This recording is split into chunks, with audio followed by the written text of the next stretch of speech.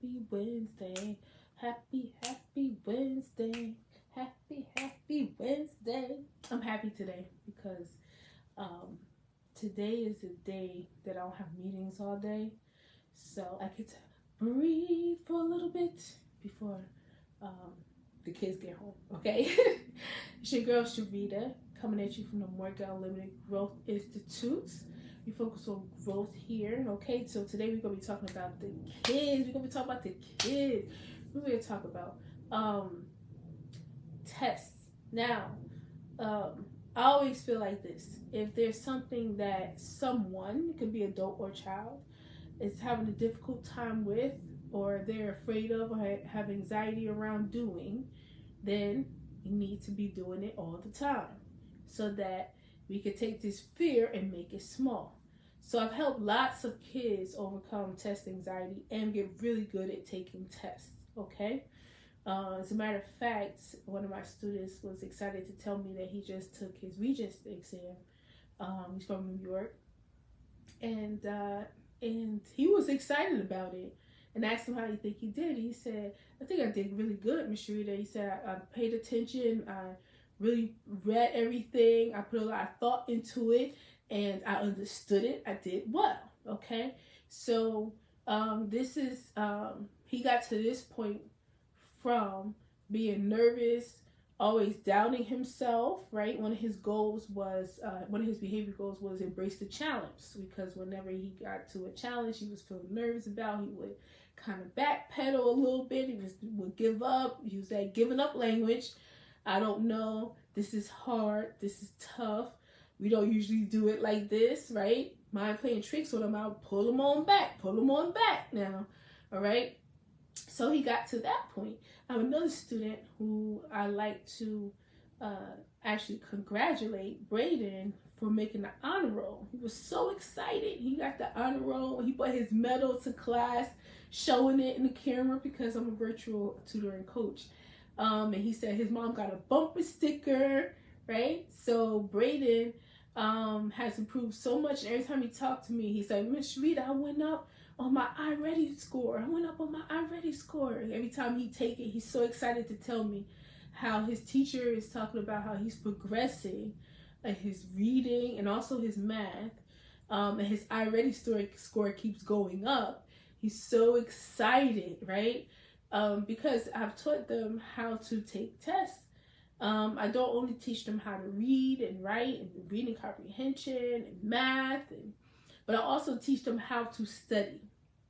And I give them quizzes all the time, okay? So what happened when I first started giving them quizzes? They would be nervous about it, scared of getting the answers wrong, not really reading the question, not really paying attention to detail, clicking anything to get through it. But now they are paying attention and they want to catch everything and they want to get their best score, right? Also, after they finish, when I correct it, they get to see their score, and then we all focus on aim for 100. So if they didn't get 100, they get to take it again. You know what I mean? And I always tell them, I say, your job is, because I always give my students jobs and responsibilities now, okay? Your job is to get a higher score than you did last time. All right? So when that happens, when I do that, they don't get so nervous about what my score is going to be. They just know that they're going to see their score, and then they're going to learn what they can and how they can improve it. They're going to study a little bit more, go at it again, okay? So I encourage you to give your child tests at home all the time.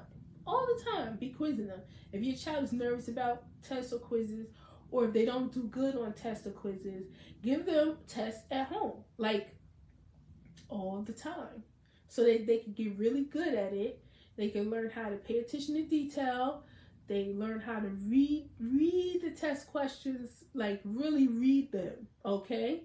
And they learn how to answer. They learn how to answer multiple choice questions. They learn how to answer open-ended questions.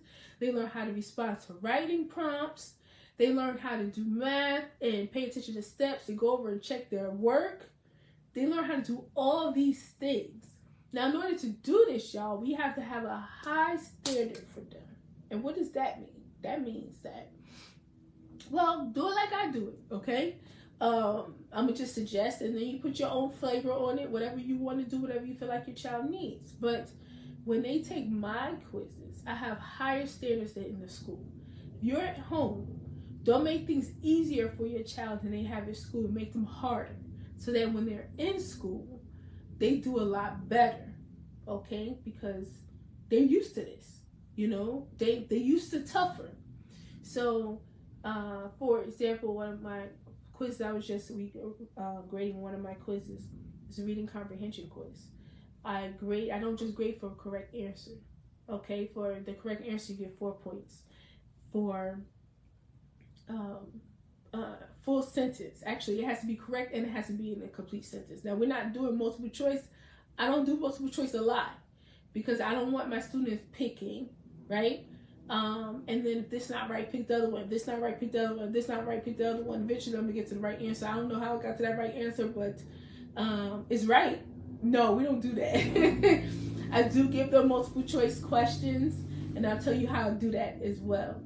So, with the open-ended questions, or they have to read a question, they have to type a response, right?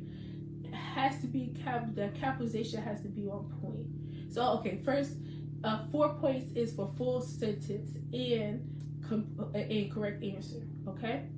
Then 2 points for capitalization, and then 2 points for punctuation, and then 2 points for spelling. So out of all of those, that's how you get your maximum points.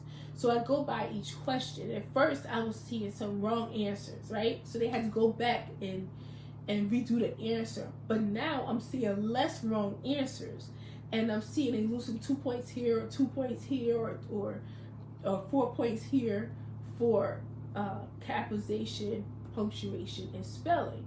Then as time was going on, I started seeing less of that. Okay, now I see them paying such close attention to detail. They're like, oh, dang, I got a 90. I really wanted 100. Can I take it again now? It's almost time to go. But can I take it again? No, Miss Sharita, don't go yet. It's late. No, don't go yet, Miss Sharita. I want to do it now. All right? They want to hurry up and go ahead again and really determine, really pay attention to do it again because they caught their mistake. I also don't say, this is wrong. You didn't do this here. You didn't do that here. I say, look at this sentence. What mistake do you think you made? Look, I need them to improve and pay attention to detail. I need them to be able to catch their own mistakes because I'm not going to always be there. You understand? I'm not in school with them.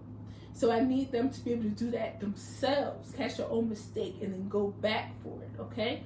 So that's how I do those questions.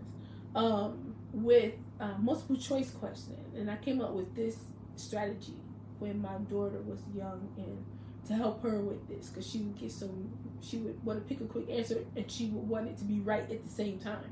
So I had her slow down, okay? A lot of the problems our kids have with their studies and with their tests is because they're not slowing down and paying attention to detail. So we have to teach them how to do that. So I had her slow down, read the question aloud, read each answer, okay? Read A, read B, read C, read D. Now, what answer do you think it is? She would choose an answer, and then I say, why do you think that's the right answer? She would have to explain to me why that's the correct answer. And then I say, why do you think it's not A? Why is it not D? Why is it not C? So she would go through all the answers and she would not only explain why she thinks her answer is correct, she will also explain why the other answers are not correct. And then during this conversation, she would catch it, be like, oh, you know what, I think it is D, right? So I started this way back when she was in second grade. She's 16 now. And I do this with my students in the program. And not only do we do that, I also let them talk to each other. If I ask them all what they think this answer is, and they have different answers, y'all gotta talk. I turn my camera off, I mute myself. They discuss, whoever the group leader is will lead to discussion. They will discuss amongst themselves what they why they think their answer is correct, and they will see if they can come up with, come to a common answer. Okay, they will see that if they can come to a common answer, and then they say, Miss Sharita, we ready? And then I come back and say, whew, child, I'm glad you called me. I was just about to get on the plane in Jamaica. You know what I mean? Or I was in Jamaica getting some fruit. I was over here. I was at the mall. I always joke like that when I come back. I'm like, no, you wasn't, Miss Sharita. But anyway, so when I come back, the group leader would tell me if they all agreed on it, and it would tell me why. And it's only after they all thought through their answer, like really thought it through, do I let them know what the correct answer is. Okay? And I will tell them I'm going to type it in chat. So now everybody's looking. And someone like this, they're like really into it. And then I would type big bird. They're like, Miss Sharita! I play too much. Why? Because I'm the oldest of 7 kids. So I have fun with my students. I mess with them. I really mess with them. It's fun. So that's the good strategy to get them really to pay attention to multiple choice questions. Really pay attention to when they have to write a response, like when they have to type in their answer. Some students be trying to type in 2-word answers, or they type in an answer where there's no capital letters and no punctuation, or they're not paying attention to their spelling. So I make them pay attention to all this. Well, because I teach students how to read. I teach kids how to read. When they've been struggling reading below grade level for years, they come to me so that they learn how to read. But it's everything. We're always reading, we're always writing, we're always spelling. We're always reading aloud, we're spelling aloud. You understand what I'm saying? We're always reading our writing. We consume ourselves with these words and these sentences and these phrases, these paragraphs. Okay? So that's just another opportunity for me to do that. But that's not the only reason I do it. I do that so that it raises the standard. See, whenever you raise the standard on kids, they will rise. We can't be thinking all the time that we have to have low standards for our children. And then we have to always make things easier for them. Or they can't do this unless we do this. No. I take the training wheels off and I raise the standards. So if you want to get 100 on one of my quizzes, you busted your behind. You worked hard. And you paid close attention. You read every word. You checked your answer, like really checked to make sure it's correct, okay? If you got 100 on one of my quizzes, okay? You make sure every detail was on point. Because when they do that with me, when they go into class, they're not scared of no quiz, no test, and they feel totally confident they're going to conquer it. Also, when they talk to each other about the answers they got, that's like a mini study group. So I always have my students discussing answers. Another thing you can do while you are testing your child at home all the time is to have them come up with test questions. So one of my reading comprehension strategies that I'm doing right now is having the students read the paragraph, and then the rest of the students will write a quick summary of the paragraph. And then the student, whoever turn it is, will come up with a question to ask the class, like a teacher. They're leading a discussion. So they will come up with a question.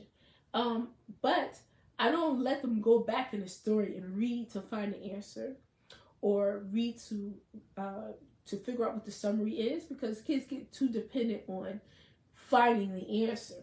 If they're always focused on going back into the text and finding the answer, then they are not really connecting to the text as they're reading it. They're not really comprehending. They're not memorizing what they're saying. They're not understanding nothing. They just get through it. And then later on, whatever the question is, they just go back and find it. This is not Where's Waldo. That's what I told them yesterday. They was like, who's Waldo? Like, you can tell I'm a lot older than my students, right? But that's not what this is. We're not going to find answers. We're not trying to find something. And we're not trying to find a treasure or nothing like that. It's not a hunt for a treasure. You need to understand as you're reading, okay? So I have the student who's ever turned it is going to read the paragraph. Everyone else needs to be paying attention because Miss Sharita is about to take that screen away. I'm about to hit that stop sharing. When I hit that stop sharing, is you and your brain. So this trains them to think at a higher level, and it trains them to pay attention while they're reading.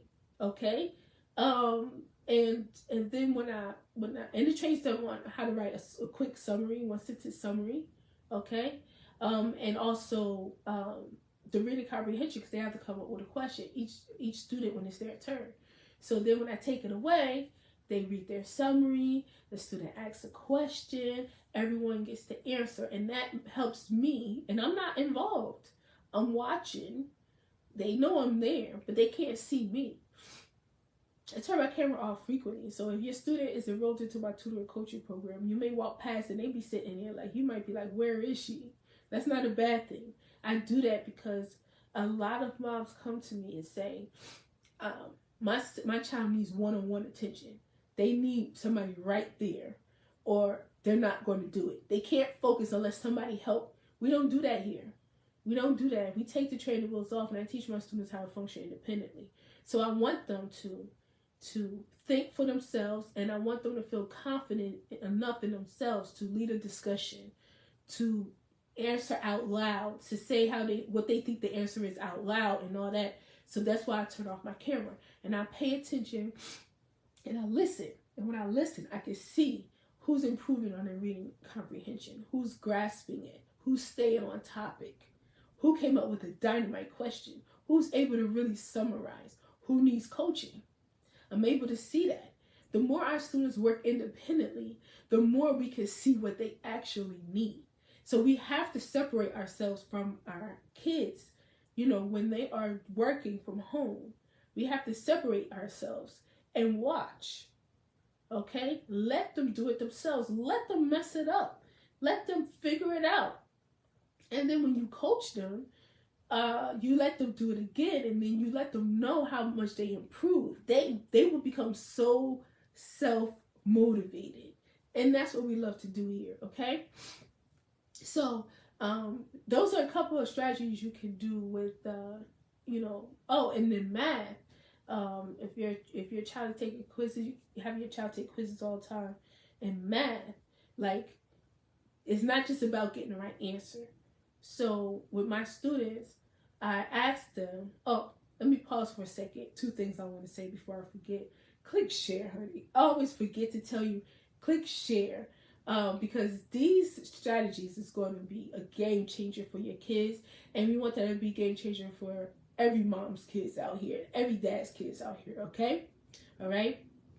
And also, if you're looking for a tutor that will improve your child's behavior and learning at the same time, get their mindset right like a champion, and get great results at home and in the classroom, holler at your girl. You can call me or text me at 908-313-1973. That's 908-313-1973. Or you can visit my website at Kajabi, Kajabi, Growth Institute. Kajabi. I'm forgetting my doggone website. I'll come back to that in a second. No, it's growthinstitute.mykajabi.com. All right, I had to clear my head out for a second. Growth Institute, because that's what we focus on here. It's GROWTH, Growth Institute.mykajabi.com. Woo! All right. Talk about making sure you pay attention to detail, right? All right, so math. Don't just let them do the problem and then do the answer and then it's right or it's wrong. Before you tell them if it's right or wrong, ask them, how did you do that? Ask them to walk you through it step by step, okay? And for me, like, I play games with my students, so if they miss a step, then I'm like, no, or and then like build a part of a house. It's like Hangman. They be like, no, Miss Sharita, no, that's not fair. I'm building 2 parts of my house if you don't get this right. That's not right, Miss Sharita. Miss Sharita, you cheating. Oh my gosh, I love torturing them. But when I'm doing this, it makes them sit up and pay attention, because I tell them, if I win, you're going to call me Queen Miss Sharita for the rest of the class, okay? And they're like, oh no, there's no way I'm calling you Queen Miss Sharita. I'm like, yes you are. Yes you are, because there ain't no way you're going to get this. You always say that, Miss Sharita, we always do. Well, we'll see today. So we jump back and forth. But they have to tell you every step that they do. Every single step. This helps them, again, slow down and pay attention to detail. This helps them take their work more seriously. And it helps them not be so focused on answer.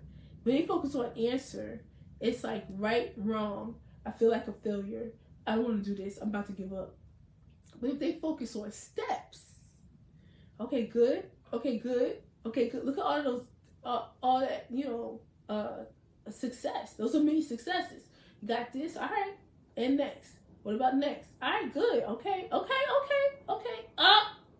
So they're focused on steps. So they got 5 steps correct, and then now they slipped up a little bit, and then they have to like figure out what they did wrong. I don't say, you multiplied wrong here. You should have multiplied this. This is not the correct answer. This is the correct. I don't do all that. Because if I do all that, I rob them of thinking themselves and figuring things out themselves. So I don't do all of that. All I do is I just be like, build part of my house, and I'm quiet. They're like, and then they look, and then I should have did this. And then they like, if they don't realize it, and they say something, I'm like, nope, I built another part of my house. Oh, Miss Sharita. And then they try again, and then, they figure it out, because I'm forcing them to think. I'm forcing them to slow down and pay attention. Our kids can do so much more than we think they can, if only we challenge them on a regular basis, okay? So give your child tests all the time. If you have Gmail, you can make up tests on Google Forms. You can make up a test, test questions and everything for them to go ahead and do. You can do that, or you can go to superteacherworksheets.com, one of my favorite old websites from when I was a teacher. When I was a teacher, I used them. When I was teaching at home, when I homeschooled my daughters. Because I homeschool my daughters all the time, actually, even if they're in school or not. My oldest daughter, though, she actually spent a couple of years with me homeschooling her. And then they always get homeschooled during the summer. So I use that website a lot. You can go there and you can have the paper that you can print it out, or they can copy it from the screen. That's good too, okay? And then it has the answer page as well. And just have them, it's a quiz. And you see what your score is. And then how you're going to overcome that, like how you're going to get higher than that, right? So you get them in this mindset of taking quizzes that way, whereas they are paying attention, reading everything. They have to read everything themselves. If your child's a struggling reader, spend time with them. Let them read it themselves first. You can see how they read, and then coach them through it the second time, and then have them practice it till they know how to read everything themselves. Then let them take the quiz. So therefore, they're improving their reading, and they're also understanding that if I'm taking a quiz, I should be able to read everything, and not just pick a quick answer, not wait for someone to read it for me. That's passive learning. Let's create active learners at home by giving them, testing them all the time, and making test something that's easy, regular, and normal that they do, so they would not be afraid of any test in school, and they would be excited to take tests and excited to come home and tell you, oh my gosh, I did better on my, because that's what I asked my high school student. I said, do you feel like you did better than the last time? Since he was working with me, he failed it the last time. I said, do you feel like you did better than the last time? And he said, yes, I did. I said, that's what it's all about, honey. That's the ball game right there. Every time you take it, your job is to do better than you did last time. Let's focus on progress. Let's focus on creating champion test takers, at home. You got this, all right? Once again, are you looking for a tutor? Okay, I'm still accepting students. I teach students typically uh, from 4 years old up until high school. I've had a college student that was in college but struggling with math with some basics that she never mastered. Okay, and I also am now teaching for the first time a 3-year-old. Okay, she's doing great. So if you want your child to get a head start, and that's why moms enroll their children into my program early when they're young, like 4 years old, for a head start in reading and math, learning how to sit, following directions, learning how to write, writing when prompted. You know what I mean? You want them to get a head start, or if they are behind in their reading and in their math, and you want them to catch up, or if you keep getting phone calls from school and your child has an IEP, or maybe they don't have an IEP but they're suggesting it because your child has behaviors that are disruptive in the classroom for their learning and the learning of others, and you don't want their behavior to continue to get in the way of their academic success. Okay, holla at your girl. This is all the things I do. I was a mental health specialist, then I became a special education teacher because I wanted to not only improve behavior, which is what I did as a mental health specialist, was behavior modification, social skills. I wanted to combine that with learning because I saw a lot of the students that I was working with, or kids that I was working with in the partial hospitalization program. They couldn't read, write, spell. They would get upset and throw tantrums when they had to do their homework. So I said, you know what? I want to become a teacher, and I want to be a special education teacher because I want to help them improve their behavior and learning at the same time. And that's exactly what I did, and that's what I do for my program. Okay, so if you're looking for that, give me a call.